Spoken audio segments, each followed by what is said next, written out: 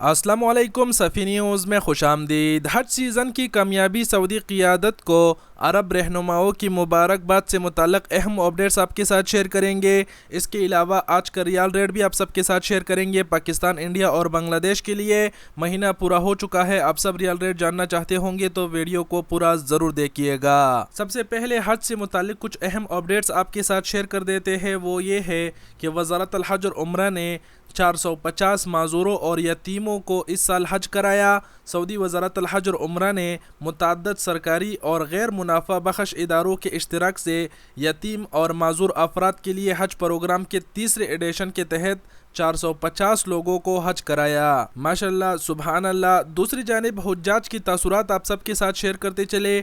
پاک و ہند کے حجاج کا کہنا ہے کہ سعودی حکومت کی شکر گزار ہے کہ انہوں نے مثالی حج انتظامات کیے۔ لاکھوں حجاج کو سہولتیں پر اہم کرنا معمولی بات نہیں۔ الوداع طواف کے بعد حجاج کے قافلے مدینہ منورہ پہنچنے لگے۔ حجاج کے قافلے الوداع طواف کے بعد مکہ مکرمہ سے مدینہ منورہ پہنچنا شروع ہو گئے تھے۔ جمعے کو حرمین ٹرین اور بسوں کے ذریعے قافلے مدینہ پہنچے ہیں۔ حج سیزن کامیاب اور متعدد امراض سے پاک رہا، سعودی حکام کا اعلان۔ حج 2023 کی آخری دن جمعہ 30 جون 12 ذو الحجہ کو حجاج کی بڑی تعداد رمی کے بعد مینا سے رخصت ہو گئے۔ سعودی حکام نے اعلان کرتے ہوئے کہا ہے کہ حج سیزن کامیاب اور متعدد امراض سے پاک رہا۔ دوسری جانب حج سیزن کی کامیابی پر سعودی قیادت کو عرب رہنماؤں اور تنظیموں نے مبارکباد دی۔ حج سیزن 2023 کی کامیابی پر شاہ سلمان بن عبدالعزیز کو امارات کے صدر شیخ محمد بن زائد، کویت کے امیر شیخ نواف الاحمد اور OIC/GCC کے سیکریٹری جنرل اور عرب پارلیمنٹ کے اسپیکر نے مبارکباد دی۔ دوسری جانب شاہ سلمان کی جانب سے حجاج میں قرآن پاک کے 20 لاکھ نسخے تقسیم ہوں گے۔ سعودی وزارت اسلامی امور و دعوت رہنمائی جدہ کے کنگ عبدالعزیز انٹرنیشنل ایئرپورٹ،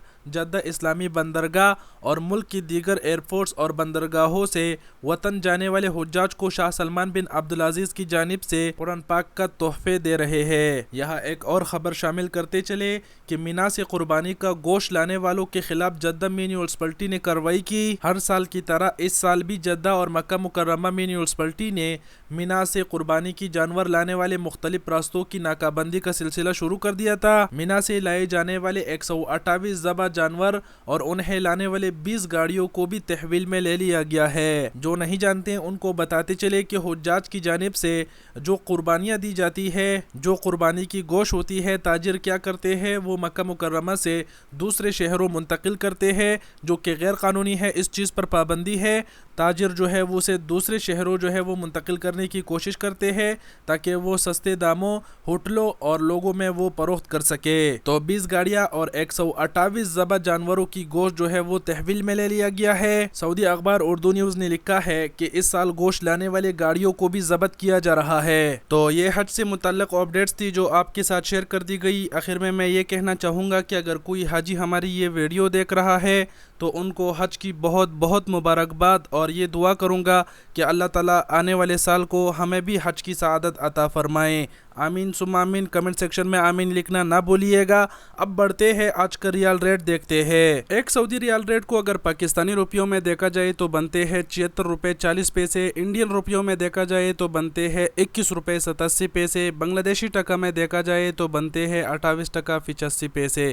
یہ ایکسچینج ریٹ میں آپ کے ساتھ جو ہے شارٹ کٹ میں شیئر کر رہا ہوں۔ تمام تر بینکوں کا اگر بات کیا جائے تو پاکستان کے لیے مختلف بینک جو ہے وہ 75.5 75 35 75 60 75 40 وغیرہ اس طرح ریٹ دے رہے ہیں۔ اور بات کیا جائے اگر انڈیا کے لیے تو انڈیا کے لیے بھی جو بینکس ہے وہ 21 40 21 42 21 21 اس طرح ریٹ دے رہے ہیں۔ اور بات کیا جائے بنگلہ دیش کے لیے تو بنگلہ دیش کے لیے بھی مختلف بینک جو ہے وہ 28.5 تقریباً اس طرح ریٹ دے رہے ہیں۔ یہ شارٹ کٹ میں آج کا ریٹ میں نے آپ کے ساتھ شیئر کر دیا کیونکہ گلا تھوڑا سا خراب ہے، مجھ سے زیادہ بولا نہیں جا رہا۔ باقی انشاءاللہ کل یا پھر پرسوں تمام تر بینکوں کا ڈیٹیل سے ریٹ آپ کے ساتھ شیئر کر دوں گا۔ یہ تھی آج کی ویڈیو دیکھنے کا بہت شکریہ۔ اپنا بہت سارا خیال رکھیے گا۔ اللہ حافظ۔